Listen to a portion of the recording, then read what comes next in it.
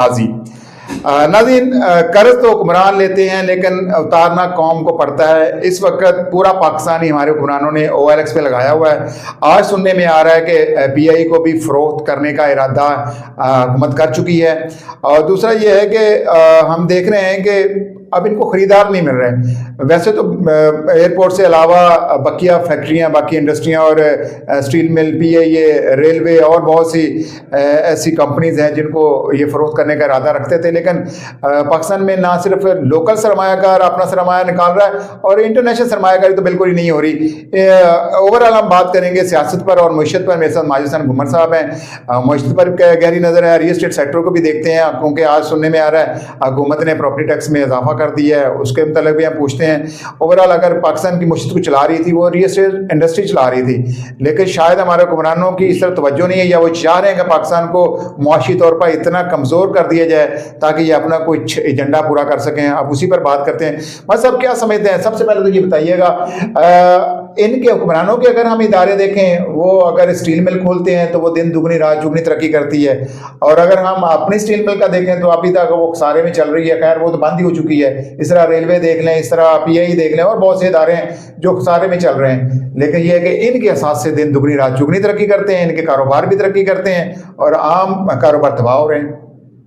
जी शुक्रिया, आपने यहाँ पर मुझे मदद किया। जी भाई साहब। तो उसमें ये होता है कि जी जब भी आप किसी ना किसी डिपार्टमेंट के ऊपर जब आप अप्रोच करेंगे नेगेटिव, उसके थ्रू आप किसी भी डिपार्टमेंट के हेड को लगाएंगे, किसी बिजनेस के अंदर किसी बंदे को इन्वॉल्व करेंगे, तो वो आया होता है सेकंड डोर्स के थ्रू। वो कंफ्यूज होता है, वो सबसे ज्यादा कंफ्यूज होता है अपनी चेयर को लेके। उसका फोकस होता है कि जी मेरी चेयर सेफ रहे, मेरे से कोई भी काम करा ले। और जब आपके जो है वो एक्सपर्ट बंदा आया होता है, उसका कॉन्फिडेंस होता है, अगर कोई भी बंदा आके उसको गलत डिक्टेट करता है तो वो उसकी बात नहीं सुनता, क्योंकि उसको पता होता है कि ये गलत हो रहा है। तो जिसकी वजह से वो आप कोई भी बंदा हो उसके साथ वो डिबेट करता है कि जी मैं इस तरह के गलत काम नहीं कर सकता। अगर सपोज आपने अपने मुल्क को प्राइवेटाइज करना भी है तो उसके लिए भी दो तरीके होते हैं ना, एक होता है प्रोफेशनल, एक होता है नॉन प्रोफेशनल। अब नॉन प्रोफेशनल कौन सा होता है? जो सेकंड गेट से आया होता है। अच्छा। और जो प्रोफेशनल होता है वो आता है फ्रंट गेट से। तो बेचने दोनों ही आए हैं, मगर जो अच्छा प्रोफेशनल बेचने के लिए आएगा तो वो उसको अच्छे रेट पे अच्छी प्रोडक्ट को अच्छे तरीके से मार्केट करके बेचेगा। तो जो सेकंड गेट से आएगा वो बेचारा तो अपनी कुर्सी के चक्कर में कहेगा भाई ले लो, किसी भी तरीके से ले लो। तो वो जो किसी भी तरीके से लेने वाला होता है वो रेट होता है। और अब ये हर बिजनेसमैन को पता है कि अगर वो प्रोडक्ट को कॉन्फिडेंस के साथ जाके बेचेंगे और अच्छी प्रेजेंटेशंस के साथ जाके बेचेंगे तो वो अच्छे ही रेट पे बेचेंगे। तो कोई भी बंदा अगर जाके बेचेगा कि भाईजान मेरे पास टाइम कम है, फौरी ले दे, ठीक है, मैंने निकलना है, तो वो अगर कहेंगे कि मैंने भाईजान हम आपका वो प्रोडक्ट अच्छे रेट पे लेना चाहते हैं मगर 2 महीने के टाइम पे लेना चाहते हैं, तो वो कहता है दिल के अंदर कि भाई मेरे पास टाइम ही महीने का है, तो तुम ऐसा करो कम दे दो मगर दे दो जल्दी।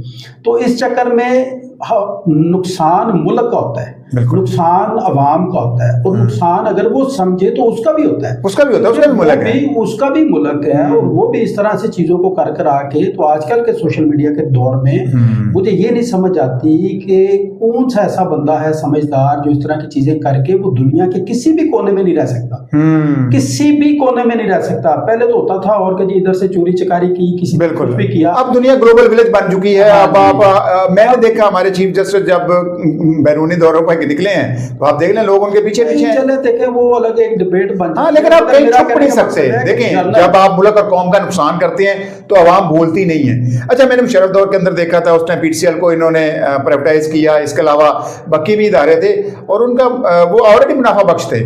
मुनाफा बख्श इदारा चल सकता है, वो अच्छे रेट पर बिक भी सकता है। जो पहले ही खसारे में उसका बेड़ा गर्क किया हो तो मुझे बताएं फिर उसका जो खरीदार होगा या तो वो अंडर टेबल डील करके आया होगा या फिर फ्रंटमैन होंगे इनके पुरानों के। होता क्या है कि ये प्री प्लान्ड होता है। बेसिकली मैं जो समझता हूँ कि जो हमारा मुल्क है वो पूरी दुनिया के लिए एक प्रोडक्शन हाउस है। अच्छा। पूरी दुनिया को हमारे इस मुल्क से लेबर सप्लाई होती है डिफरेंट कैटेगरीज की हो रही है। अब लाइक यहाँ से आप डॉक्टर्स ले लें, इंजीनियर्स ले लें, इन एनी फील्ड्स आप यहाँ से कोई भी बंदा उठा के ले लें कि पूरी दुनिया के पास डिमांड है ऐसे कि हमें लेबर चाहिए, हमें डॉक्टर चाहिए, हमें इंजीनियर चाहिए। तो जितने मेहनती इस एशिया के लोग हैं जो इंडिया ले लें, बांग्लादेश बिल्कुल है, हाँ ये जा रहे हैं गल्फ में, सारे लेबर यही है, बिल्कुल ठीक आपने। ये लोग बाहर जाके इस तरह से मेहनत करते हैं, सेविंग करते हैं और ताबेदारी करते हैं उनकी, उनको किसी किस्म की कंप्लेन नहीं आने देते, बिल्कुल, बल्कि अपने मुल्क में आके वो नवाब बन जाते हैं और किसी के भी मुल्क में जाके वो मुलाजिम बन जाते हैं, ठीक है। तो वहां पे जाके वो इतनी ज्यादा मेहनत करते हैं और उन्हीं के मुल्क को खड़ा कर देते हैं, और वो अपने ही मुल्क को आके यहाँ पे तो नीचे गिराने के चक्कर में आ जाते हैं। और जितने भी आप मुल्क देख लें वहां पे जाके तो पाकिस्तान, इंडिया, बांग्लादेश या इस तरह के कंट्रीज की लेबर टॉप पोजीशंस पे बैठी है, उनके सारी कंपनीज को वो रन कर रहे हैं, हम लोग रन कर रहे हैं, बिल्कुल कर रहे हैं, ठीक है ना। तो यहाँ पे मुझे नहीं समझ आती नहीं भाई साहब, मैं तो चीज जो नोट कर रहा होता हूँ, जब आपके ऊपर करप्ट हुक्मरान बैठ जाते हैं तो वो फिर पूरा निजाम ही करप्ट कर देते हैं। अब मैंने वही बात करनी थी आपसे कि 4 कंपनी ने उसमें हिस्सा लिया और पता चला कि बाकी 4 कंपनी को निकाल दिया गया, एक ही कंपनी को नवाजा जा रहा है। तो जब मुल्क में यही कुछ हो रहा होता है तो फिर लोगों का एतमाद नहीं बनता। तो चलें आप वापस आ जाते हैं, मुझे बताइएगा इस वक्त रियल एस्टेट सेक्टर के अंदर पहले सरमायाकारी हो रही थी, अब भी हो रही है। पहले 1.25 करोड़ घरों की शॉर्टेज थी, अब सुनने में है 2 करोड़ घरों की शॉर्टेज है। वो शॉर्टेज तो खत्म नहीं होगी, तो वो गैप जो है वो कैसे फुलफिल होगा? देखें जी, मार्केट में अभी भी लोगों के पास फंड्स हैं, सब कुछ है, मगर जो सबसे ज़्यादा खतरे वाली बात है वो अनस्टेबिलिटी है, कॉन्फिडेंस नहीं है, ठीक है ना। लोग बिजनेस भी कर रहे हैं, अर्निंग भी कर रहे हैं, सेविंग भी कर रहे हैं, मगर जब आप कंफ्यूज हो जाते हैं तो फिर आप एक्स्ट्रा कामों में इंटरेस्ट नहीं लेते, ठीक है। फिर आप चले जाते हैं अपने जो बेसिक्स वर्क होता है सुबह से लेकर शाम तक, आप अपने बिजनेस में जाते हैं, काम करते हैं, घर आ जाते हैं। तो ये जितने भी अदर बिजनेस चलते हैं ये आपके मेंटली रिलैक्स उसकी वजह से चलते हैं, क्या मेंटली कितना रिलैक्स है। फिर आप डिफरेंट जगह पे जाके इन्वेस्टमेंट्स करते हैं, फिर डिफरेंट जगह पे जाके आप रिस्क लेते हैं, अदर बिजनेस में रिस्क लेते हैं। तो जब आप मेंटली तौर पे कंफ्यूज होंगे, देख लेना अभी हमारा जो कंट्री है, जो मर्जी कर ले आप, सच बोले झूठ बोले, जिस तरह से मर्जी कह लें, हमारा मुल्क 2 साल हो गए अनस्टेबिलिटी के अंदर चल रहा है। हाँ। क्या होगा क्या नहीं होगा, क्या होगा क्या नहीं होगा, यही कुछ चल रहा है। इसी कंडीशंस के अंदर अब बिजनेसमैन जो इतना समझदार बिजनेसमैन होता है कि अपने बिजनेस को रन कर रहा है, उसका विजन होता है, वो एक बिजनेस को खड़ा करके मतलब चला रहा होता है, तो वहां पे वो कैसे मतलब इस तरह से गलत डिसीजन कर, वो चुप करके बैठा है।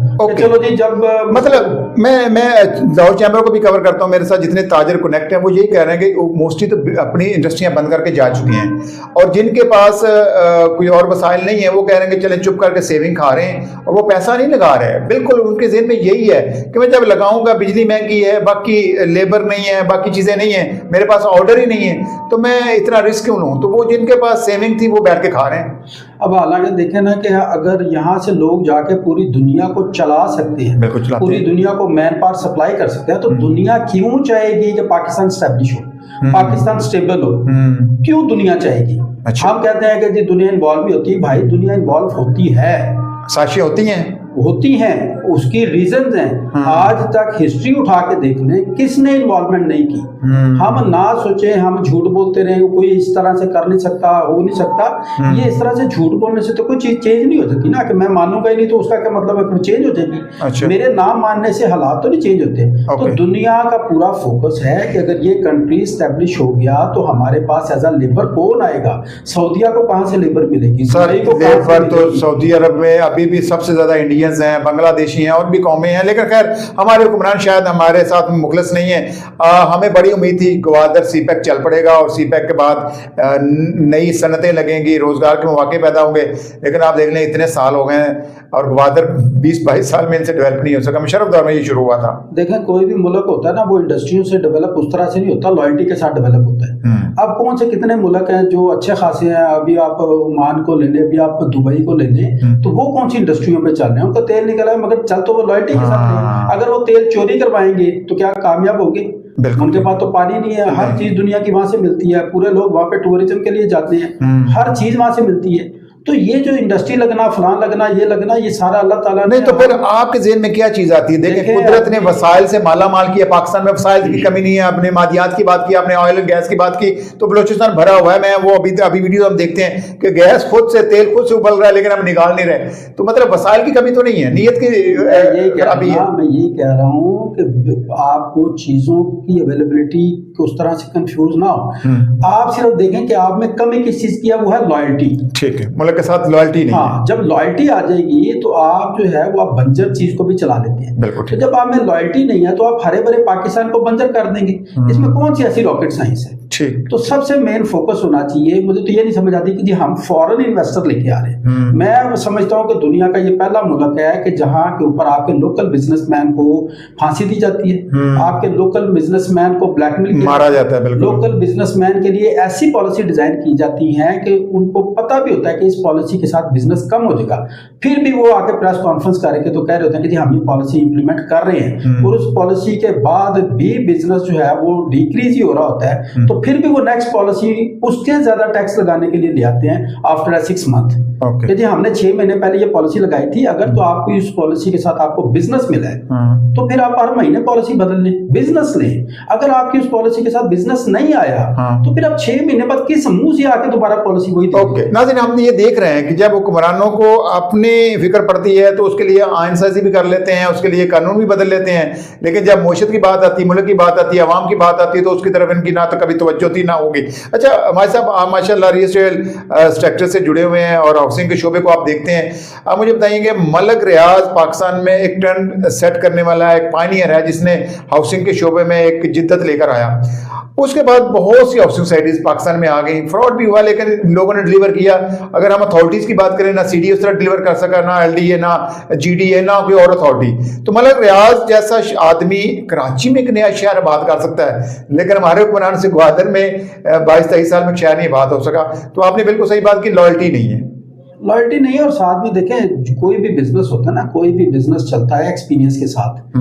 मलक साहब ने अगर ग्रो किया तो वो उन्होंने एक्सपीरियंस के साथ ग्रो किया ना। अच्छा। उन्होंने डिग्रियों के साथ ग्रो नहीं किया, उन्होंने प्रैक्टिकल करके डिलीवर किया। अच्छा। और अपने मुल्क के साथ वफा की, सारा कुछ किया, मगर उनको माशाल्लाह से जो हमारे मुल्क की हिस्ट्री है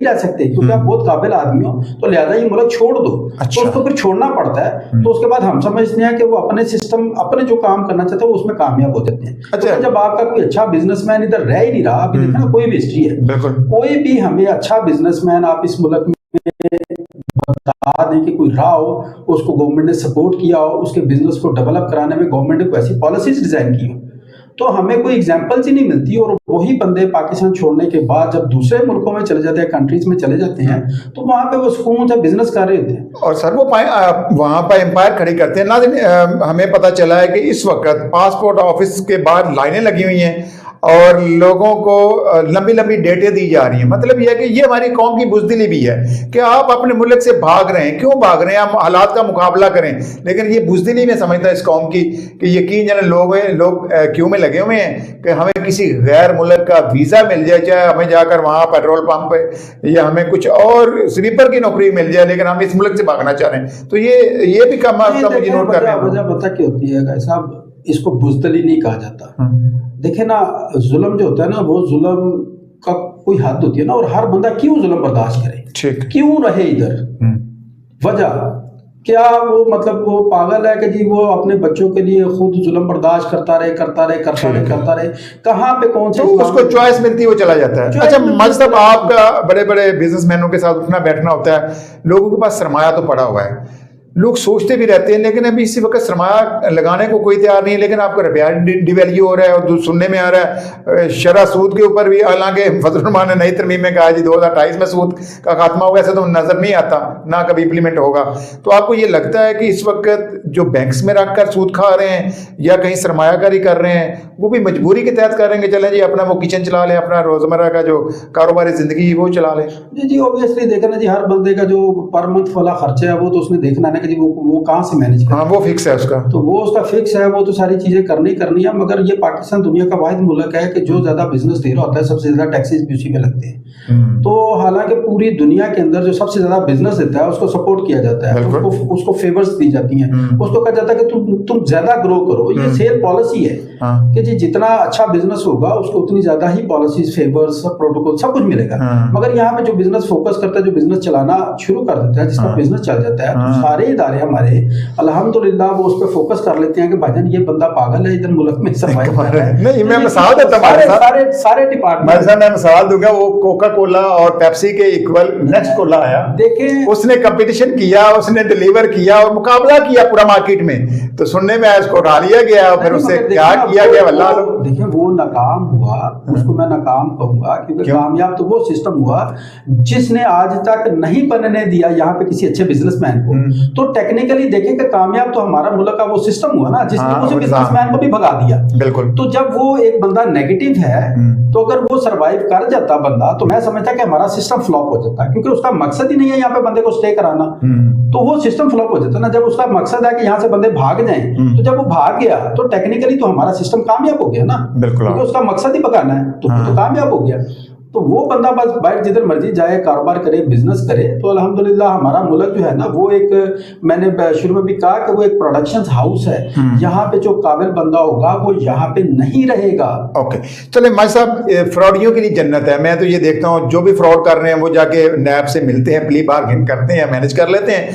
अब मुझे बताएं, हाउसिंग सेक्टर में आप माशाल्लाह बहुत अरसे से जुड़े हुए हैं, घरों की शॉर्टेज रहती है, लोगों की इस मजबूरी का अमूमन मैंने देखा डेवलपर्स फ़ायदा उठाते हैं, फिर डिलीवर नहीं कर पाते, तो मशवरा क्या देते हैं आप? क्या समझते हैं गलतियां कुताहियां कहाँ होती हैं इन लोगों से? गलती कुताही देखे, ये बिजनेस बड़ा अच्छा है, मगर प्रॉब्लम सिर्फ ये आ जाती है कि बाज़ औक़ात जो डेवलपर होता है वो अच्छी टीम हायर नहीं करता। अच्छा, ना कि वो फ्रॉडिया नहीं होता उस तरह से, मिस मैनेज हो जाता है। नहीं, माल इकट्ठा करना शुरू करते हैं आपके पास अरबों रुपए आ जाते हैं, आप बाइंग करते जाए। नहीं, देखिए अरबों रुपया जब आ जाता है आपको, ना वो भागना चाहता है, ना जो पैसे दे रहे होते हैं वो गलत नहीं ऐसे दे देते हैं या वो उम्मीद पे दे रहे हैं। सिर्फ ये होता है कि ना तो कोई हमारे यहाँ इदारा ऐसा है जो उसको सपोर्ट करे, ठीक है, और ना ही वो बंदा को अच्छी टीम, अच्छे बंदे हायर करता है जिनका कोई एक्सपीरियंस होता है। अब वो मिस मैनेज हो जाता है। अब जब वो मिस मैनेज हो जाता है तो वो खर्चे उसके इतने बढ़ चुके होते हैं प्रॉपर्टी सेक्टर के अंदर, शो ऑफ ज्यादा करना होता है, तो वो बेचारा जो पर डे लॉस कर रहा होता है वो रिकवर नहीं होता, फिर वो डिलीवरी होती नहीं। और हमारे यहाँ प्रोजेक्ट जो है वो माशाल्लाह से 3-3 साल 4-4 साल अप्रूवल ही नहीं आती, उनकी SOPs ही ऐसी ज्यादा हैं कि वो बेचारे के जो खर्चे हो रहे होते हैं वो 2-4 साल घर से बैठ के तो नहीं खा सकता। मतलब जो अथॉरिटीज हैं वो अगर उनको फैसिलिटेट नहीं करते तो इसी वजह से वो मसाइल बढ़ते जाते हैं, बढ़ते जाते हैं ना, वो शॉर्टेज में आ जाता है, वो जो पैसे खा रहा होता है वो खत्म हो जाते हैं, उसके बाद उसको भागना पड़ता है, क्राइसिस इतने ज्यादा, कैश डिवैल्यू हो जाता है, प्राइसेस आपकी इंक्रीज, ठीक है, वो चेन रुक जाती है, वो फ्लो रुक जाता है। जब लोग एक साथ की मद में फंड्स नहीं दे रहे होते, एक साथ जमा नहीं करवा रहे होते, तो ऑटोमेटिकली वो काम रुक जाता है। हमारा सिस्टम भी माशाल्लाह से ऐसा है कि हम तो जो भी लॉज हमारे चल रहे हैं वो ऐसे चल रहे हैं कि जिसने भी स्टे लेना होता है, किसी का अरब रुपए का बिजनेस चल रहा है तो वो जाके छोटा सा जिम्मेदार जाता है, छोटा सा बंदा जाता है, वो किसी विदाउट एनी रीजन जाके स्टे लगवा लेता है, और पर डे के हिसाब से उसकी कितना लॉस हो रहा होता है, कितना वो नेगेटिविटी में चला जाता है, किसी को कोई फर्क नहीं पड़ता। और हमारी अदालतें भी अल्हम्दुलिल्लाह स्टे ऐसे देती हैं कि जैसे बस सवाब समझते नहीं, मतलब फिर आप ये चीज समझे, अथॉरिटीज और ये हुक्मरानों का एक माफिया का एक कंट्रोल होता है, और फिर हमारी अदालतों के ऊपर भी इन माफियाज का कंट्रोल है, तो ये सारे मिली भगत के बाद पाकिस्तान में फिर सरमायाकारी नहीं हो सकती, क्योंकि एक ही सेक्टर नजर आता है दुनिया को कि जो हाउसिंग का सेक्टर है। दुबई की तरक्की का राज मैं समझता हूँ वो यही है कि उन्होंने हाउसिंग के शोबे में जिद्दत लाई और इन्वेस्टर्स को राग़िब किया। आज भी सबसे ज्यादा लोग उस समंदर में सरमाया डुबो रहे हैं और लगा रहे हैं, छोटा सा एक मुल्क है। नहीं जी, देखें जी, पूरी दुनिया के अंदर जो है ना प्रॉपर्टी सेक्टर ऐसी चीज है कि पैसा पार के उधर होता है। अब आपने एक इंडस्ट्री लगा दी, उसकी प्रोडक्शन लाइक कह लें कि 10,000 है पर मंथ, अच्छा, उसकी डिमांड भी 10,000 है पर मंथ। अब जो 10,000 से वो क्यों बढ़ाए, इंडस्ट्री क्यों लगाए? अच्छा, तो जो भी उसने अर्निंग करनी है वो किसी ना किसी प्रॉपर्टी सेक्टर में डालनी है ना पैसे, क्योंकि प्रॉपर्टी ऐसी चीज है कि उसको सबसे सिक्योर लगती है वो। तो अब एक आपकी इंडस्ट्री लग गई है, उसकी डिमांड और उसकी सप्लाई सेम है, तो वो पैसे तो अर्निंग तो उसकी बंद ही हो रही है, उसने अर्निंग किसी ना किसी जगह पे तो सिक्योर करनी है। ओके, तो मैं मजिद साहब आपकी बात को सेकंड इसलिए करूंगा कि गौहर इजाज साहब उन एप्रमा के चेयरमैन भी हैं और उनकी काफ़ी ज़्यादा तादाद में फैक्ट्रीज़ हैं। उन्होंने फैक्ट्रियाँ बंद कर दी हैं, लेकिन उनकी हाउसिंग सोसाइटी है लेक सिटी, वो उसका बिजनेस चल रहा है, तो मतलब उन्होंने सिर्फ फोकस ही रियल एस्टेट पे कर लिया, उन्होंने इंडस्ट्री को बंद कर दिया। इसमें प्रॉफिटेबिलिटी ज़्यादा है, टेंशन कम है, प्रोटोकॉल ज़्यादा है, एग्जेक्टिव जॉब है, इसमें आपको उस तरह से लेबर्स के पास नहीं जाना पड़ता, रिक्वेस्ट नहीं करनी पड़ती। प्रॉपर्टी सेक्टर्स में जो अच्छा क्लाइंट है, फिल्टर्ड क्लाइंट है, वो आपके पास खुद चल रहा होता है, उसकी क्यू लगी होती है, वो प्रोटोकॉल आपको दे रहा होता है। तो जब आपको एक इजी टू डू बिजनेस मिल रहा है तो फिर आप क्यों जाएंगे ऐसे बिजनेस के पीछे जिसके पीछे आपको लेबर के लिए भागना पड़े, लोगों को तरले करने पड़े, प्रोडक्शन हाउस जाना पड़े, फिर चीज़ों को डिवेल्यूएशन, इस तरह की सारी चीज़ें देखनी पड़े, तो आप तो फिर इजी जॉब की तरफ ही जाएंगे। ओके, तो फिर सर अब टैक्सेस भी लग गए, अब इसी चीज को देखते हुए मेरे ख्याल हुक्मरानों की नजर होती है कौन सा कारोबार चल रहा है, जो कारोबार चल रहा है उसके ऊपर बेजा टैक्सेस लगा दें। सर आप प्री प्लान ठीक कह रहे हैं, क्योंकि देखें हमें नहीं समझ आ रही मगर आईएमएफ को तो समझ आ रही है ना। आईएमएफ उधर बैठ के फोकस कराता है कि जी आप अपने प्रॉपर्टी सेक्टर को कंट्रोल करें। इट मीन्स कि वो चाहता है कि अगर ये सेक्टर भी क्लोज हो जाता है तो फिर ही मेरे पास ये गुलामों की तरह आते रहेंगे और पैसे मांगते रहेंगे। अच्छा, वो क्यों आपके पैसे ऐसी जगह पे लगवाएगा जहां से आपको ग्रो करना, मतलब इकोनॉमिक हिटमैन वाला ये किरदार रहा कर रहे हैं हमारे हुक्मरान। देखिए आईएमएफ ने कभी जिंदगी में आपको स्टैंड करने के लिए नहीं आना। दुनिया का कोई मुल्क नहीं दिखाया जहां हमारे साथ कोई एग्जांपल में नहीं है कि जो आईएमएफ के फंड्स के ऊपर चला हो, तरक्की की। देखिए आईएमएफ जिधर भी जाएगा वो एक मतलब लॉबी अलग है, उसका मकसद होता है आपको क्राइसिस में लेके आना, आपको गुलाम बनाना। ठीक है, उस खत्ते के अंदर जो है वो। तो माजिद साहब मुझे बताएं, कर्जे पे घर नहीं चल सकता तो कर्ज पे पूरा मुल्क कैसे ये चलाना चाह रहे हो, फिर अपने अल्ले तरल्ले अपनी याशियां खत्म करने को तैयार नहीं है। देखें वजह पता क्या होती है, चल कुछ भी नहीं रहा, चीजें बिक रही हैं और जो बेच रहे हैं वो अपनी चीजें तो नहीं बेच रहे, मुल्क और कौम की बेच रहे हैं, मुल्क को कौम की बेच रहे हैं और उनको उसमें कमीशन मिलता है। और जब मुझे आप किसी भी चीज में कमीशन दे रहे हैं तो फिर मेरा फोकस तो उधर ही होगा कि भाईजान ले ले, किसी भी रेट पे ले ले। तो मैंने वही रेट पे मतलब सेल परचेज कर लेनी, मैंने अपनी कमीशन लेनी है, उसके बाद मैंने आउट हो जाना है। मेरे लिए पूरी दुनिया जन्नत बनी हुई है, सिर्फ मुल्क नहीं है जन्नत, पूरी दुनिया जन्नत है। बिल्कुल ग्लोबल विलेज बन गई दुनिया, आप कहीं भी जाके प्रॉपर्टी लें, आप कहीं सरमाया करें। मेरा मुल्क नहीं है, ये जो हमारे हैं इनके लिए कलेक्शन हाउस है। अच्छा सर, कलेक्शन हाउस है यहाँ से। अच्छा हमारे एक वज़ीर आज़म साहब नवाज शरीफ साहब पाकिस्तान में आते हैं, कबूतर उड़ाते हैं और इक़्तिदार में नहीं आते तो वो वापस चले जाते हैं अपने भाई मुल्क।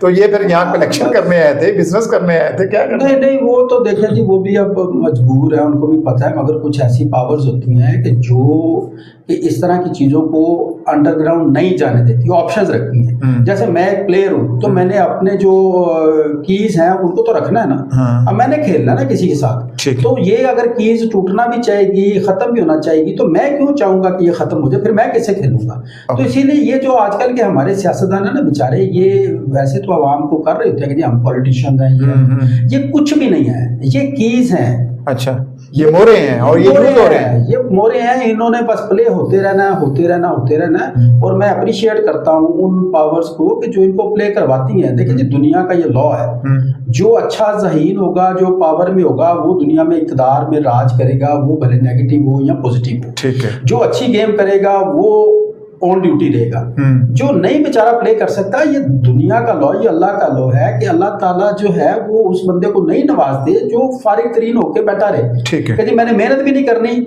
और मैंने इक़्तिदार में भी रहना, तो दुनिया इस तरह से नहीं चलती। जो मेहनत करता है वो अल्लाह माफ करे कोई भी आ गया है, जिसने मेहनत की है इक़्तिदार उसी ने दिया है। वो आपकी नेगेटिव पावर्स हैं, वो आपका वो पॉजिटिव। चलें, ये हमने देखा इस पूरे खित्ते के अंदर यही सूरत हाल है। अफगानिस्तान के अंदर आपने देखा अमेरिकन ने बहुत अरसे तक कंट्रोल करने की कोशिश की, लेकिन फिर भी आ जाके इक़्तिदार फिर वहाँ के लोकल लोगों के तालिबान के हाथ में आया। इसी तरह हम देखते हैं वहाँ पर भी बांग्लादेश के अंदर भी एक इनकलाबी सूरत हाल पैदा हुई। फिर हम इंडिया की मिसाल ले लें तो वहाँ मोदी एक अरसे से वहाँ हुक्मरानी कर रहा है, लेकिन उसने डिलीवर किया और ताकत के रोल पे किया, बेहतर किया। मोदी साहब की क्वालिटी क्या है? कुछ भी नहीं। क्या डिग्री, हर बंदे को पता है वो बच्चे से चाय बेचता है। जुल्म और जबर और नहीं सर, जुल्म जबर को साइड पे कर दें। देखिए ये जुल्म जबर को ना कमजोर बंदे डिस्कस करते हैं। असल में प्लान्स को डिस्कस करना चाहिए। जुल्म जबर को जब आप नहीं इस काबिल, तो जो जिस काबिल है उसने तो हुक्मरानी करनी है। अब आप कहेंगे जी मैं किसी काबिल भी नहीं हूँ तो दूसरे वाला मेरे पे हुक्मरानी भी ना करे, तो इस तरह की चीजें नहीं चलती। मतलब ये तरीका कर पाकिस्तान में भी अपनाया गया है ना। आप रजीम चेंज के अंदर तो यही कुछ हो रहा है। अभी जब इलेक्शन होते हैं के वोट को इज्जत नहीं मिलती। ये हमें प्रैक्टिकल होना चाहिए, हम प्रैक्टिकल नहीं होते। जो बंदा काबिल है उसने रहना ही रहना है, वो नेगेटिव है वो पॉजिटिव है। ठीक है, वो जब ओहदे पे बैठ गया जो फिर उसने आप पे रूल करना है, वो आए वो जो बंदा इस क्वालिटी पे या जो काबिलियत नहीं रखता उसको क्लेम नहीं करना चाहिए कि मेरे साथ जुल्म हो रहा है। भाई आप जुल्म इस तरह का रोना बंद करें। अच्छा, आप उस काबिल हो जाए कि आप उसको नीचे लगा लें, आप खुद इक्तदार में आ जाए, ठीक है ना। तो आप ये नहीं कह सकते कि मैं मेहनत भी नहीं करूंगा, मैं नहीं, दो चीजें ना यहाँ असूल नहीं कहते हैं, प्यार जंग और मोहब्बत में जायज है, लेकिन ये भी सुनने में ये फार्मूला ताकतवर नहीं बनाया हुआ। लेकिन ये तो चीज़ आप माने ना कि एक बंदा कहता है मैंने असूल को नहीं छोड़ना, असूलों पे चलना है, एक कहता है नहीं, ताकत जिसकी लाठी उसकी भैंस। कोई भी जो भी असूल होता है ना वो चलता है अदल पे। हाँ, सबसे पहले आपने कायम करना होता है अदल, ठीक है, उसके बाद असूल आता है। तो यहाँ पे जज भी आप खरीद लेते हैं, आप पूरा निजाम ही खरीद लेते हैं, यरगमाल बना लेते हैं। हाँ, तो जब अदल ही आपका खत्म हो गया तो फिर असूल किस चीज के रहेगी? ठीक है, फिर आप छोड़ दें, फिर आप पहले आप ताकत में आए, जो जैसे लॉ है, जो कानून है कि पहले आप ताकत में अदल कायम करें, जो हमारा इस्लाम कहता है। जब आप अदल कायम करेंगे उसके बाद फिर आप चीजें कह सकते हैं कि भाई मैं गलत नहीं करना चाहता, मेरा असूल ये है, मैं अच्छा हूँ, मैं बुरा हूँ, जो भी करना चाहते हैं, मगर सबसे पहले आप अदल कायम करें। जब अदल नहीं होगा, और अदल जो होता है ना वो आपका ताकत से आता है। अदल आपका गिड़गिड़ाने से, हाथ जोड़ने से, माफी मांगने से, घुटने टेकने से अदल नहीं आते। अदल आपके आते हैं लड़ने से, अदल आपके आते हैं पावर से। तो जब आप पावर में आते हैं तो फिर आप अदल कायम करते हैं तो आप अच्छे इंसान हैं, और अगर आप पावर में आके अदल कायम नहीं करते तो फिर आप बुरे इंसान हैं। मगर आपका जो है वो पावर में आना ज्यादा जरूरी है। चले आखिर में मुझे बताएं, आपका माशाल्लाह तजर्बा रियल एस्टेट सेक्टर में, इस वक्त अगर कोई सरमायाकारी करना चाह रहा है तो वह कहाँ पर करे, क्योंकि रुपया तो डिवैल्यू हो रहा है और वो बैंक्स में भी नहीं रखना चाह रहा क्योंकि उसके ऊपर वो सूद नहीं लेना चाह रहा। तो एक आखिरी मशवरा तो आप दे सकते हैं कि चलें जी आप पैसा निकालें। प्रॉपर्टी का प्रोजेक्ट अभी भी मेरी नज़र में बड़ा अच्छा प्रोजेक्ट है, क्योंकि ना शादियां बंद हो रही हैं, ना आबादियां बंद हो रही है ना, तो रियल डिमांड तो रहती है। मतलब जैसे जैसे आबादी बढ़ती जानी है, आपके बच्चे बढ़ते जाने हैं, आपको घर चाहिए, डिमांड रहती है, डिमांड रहेगी, रियल डिमांड रहेगी। वो जो फेक था, इन्वेस्टमेंट आ गई, मेरे पास को 50 करोड़ पड़ा हुआ है, 10 करोड़ पड़ा हुआ है, मैंने प्रॉपर्टी में लगा दिया, वो अभी थोड़ा सा कंफ्यूज है। मगर जिसने घर बनाना है, जिसने रहना है, जिसका कारोबार चल रहा है, बेसिक्स जो है वो तो चलती रहेगी। अच्छा, वो जरूरत रहेगी, ठीक है। और अभी जो डेवलपर्स को चाहिए कि वो क्लाइंट अगर अभी कंफ्यूज है तो आप एक स्टेप आगे आके उनका कॉन्फिडेंस डेवलप करें, ठीक है ना। अब वो दौर नहीं रह गया कि जी मैं इशारा करूंगा तो मेरे पास पैसे आ जाएंगे। अभी वो भी अपनी राइट लेफ्ट साइड की इन्वेस्टमेंट को साइड पे करके पहला जो फोकस है डिलीवरी का, अपने प्रोजेक्ट को डिलीवर करे, उसके बाद जो उसकी प्रॉफिटेबिलिटी है वो बाद में लगा दे। अब हमारे यहाँ डेवलपर का क्या होता है कि सबसे पहले वो अपनी प्रॉफिटेबिलिटी कैलकुलेट कर लेते हैं, डिलीवरी डिजाइन नहीं करता, उस पर पैसा नहीं लगाता, और अपने पैसे को निकाल के सबसे पहले जो प्रॉफिट उसका 2 साल बाद होना होता है वो पहले 6 महीने निकाल कर अपना शिफ्ट कर लेता है। वो जो प्रोडक्ट उसने डिलीवर करनी होती है तो वो क्लाइंट फिर जो है वो कंफ्यूज हो जाता है, वो डेड हो जाती है। वो कहता है कि जी मैं तो यहाँ पे इन्वेस्टमेंट नहीं कर रहा, मैंने 6 महीने हो गए, साल हो गए, इसको मैंने पैसे दिए, वो देखता रहता है ना कि डेवलपमेंट कितनी तेजी से हो रहा है, टाइम पीरियड या 3 साल का, इस टाइम 3 साल में ये डिलीवर होगा नहीं होगा, जब नहीं होगा लोग किससे रोक देते हैं। नहीं वो वजह पता क्या होती है, देखिए मुझे तो आज तक समझ नहीं आई कि इनकी कैलकुलेशंस क्या है। अच्छा, भाई अगर आप एक प्रोजेक्ट है उसको अगर आप 3 साल बाद डेवलप करेंगे या 2 साल बाद डेवलप करेंगे तो आपकी जो कंस्ट्रक्शन कॉस्ट बढ़ जाती है, तो आपकी तो प्रॉफिटेबिलिटी कम होगी। बिल्कुल, अगर आप उसको विदिन 6 मंथ सबसे पहला फोकस करके जो भी पैसा आता है उसको डेवलप कर देंगे तो आपकी तो प्रॉफिटेबिलिटी स्टैंड कर गई, जो आप किसी भी अदर सेक्टर में जाके नहीं कमा सकते, अपने ही सेक्टर में रहकर कमा सकते हैं। तो आप अपना 6 महीने में प्रोजेक्ट डेवलप करें, डिलीवर करें, क्लाइंट का कॉन्फिडेंस डेवलप हो जाएगा, उसके बाद जो आपके पास पैसे आते जाएंगे वो जिधर मर्जी आप जाके लगाएं। अच्छा मतलब मैंने ये देखा है बैरियर टाउन, डीएचए, कहीं पे भी जिस प्रोजेक्ट को थोड़ा सा डिले किया गया है उसकी इन्फ्लेशन की वजह से उसकी कॉस्ट ऑफ प्रोडक्शन बढ़ गई और उसके बाद वो प्रोजेक्ट डेड हो गया, वो प्रोजेक्ट फिर उनसे चला नहीं है, वो फिर उसके मुतासिर पैदा होता भी नहीं है। सर देखें, जब जिस कारोबार में आप अपने कारोबार में खुद को कॉन्फिडेंस नहीं है, आप लोगों से कैसे कहेंगे कि जी मुझे एतबार नहीं है अपने कारोबार के अंदर, मैं अपना खुद का पैसा पहले निकाल रहा हूँ तो लिहाजा आप पैसा लगाते रहे। तो भाई जब आप पैसा अपना खुद का बाहर निकाल रहे हैं तो वो क्यों पैसा लगाए? बिजनेस वो आपका है, प्रॉफिटेबिलिटी आपकी है, उसकी तो एक प्रोडक्ट है जो उसको डिलीवर हो जाएगी, उसने उससे बिजनेस थोड़ी ना करना है, उसने तो उसको रहना है, डिमांड है उसकी। तो क्रेडिबिलिटी डेवलपर को चाहिए कि वो अपनी मेंटेन करे। अगर वो बस वही है, उसको लालच आ जाती है, मिसमैनेज हो जाता है, ना वो फ्रॉडिया होता है, ना वो खरीदने वाला बेचारा आपको गलत ख्वाब से देखता है, हालात वैसे पैदा हो जाते हैं कि मिसमैनेज हो जाता है। चलें माजिद साहब आपका बहुत शुक्रिया।